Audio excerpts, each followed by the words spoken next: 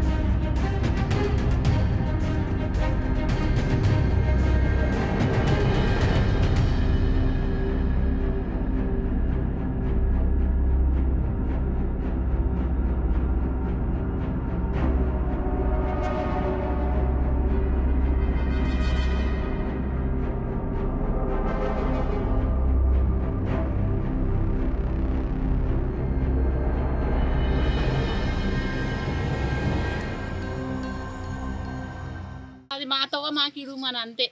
జనాలకి మస్తు ఇబ్బంది అవుతుంది. ఇప్పుడు ట్రాక్టర్లు పోతాయి, ఆటోలు పోతాయి, శాతం బండ్ల మీద పోయి దించొస్తారు. ఎట్లా పోతారు వాళ్ళు? మరి నువ్వు మొత్తం జాలేసుకుంటే మేము ఎట్లా నడవాలి? ఊరు జనాలకు మొత్తం ఇబ్బంది చేసేసిండు జాలేసుకొని. ఇట్లా వేయద్దు కదా, జనాలను బాధ పెట్టద్దు కదా.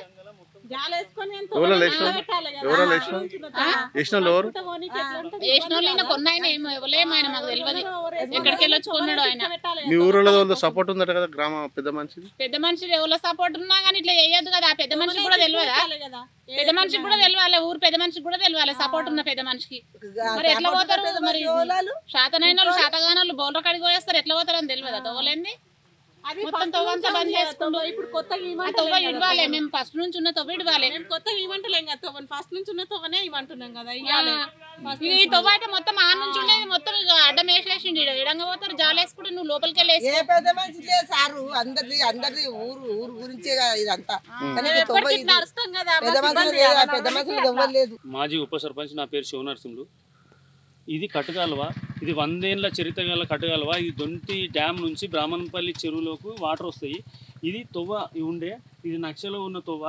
దీన్ని రియల్ ఎస్టేట్లు కొందరు పెద్ద మనుషులు కుమ్మకాయి తొవ్వని బ్లాక్ చేసిర్రు. ఇప్పుడు గుల్లపల్లి పోవాలి, ఎంతపూర్ పోవాలి, కొంతాన్పల్లి పోతుంది, మల్లుపల్లి పోతుంది.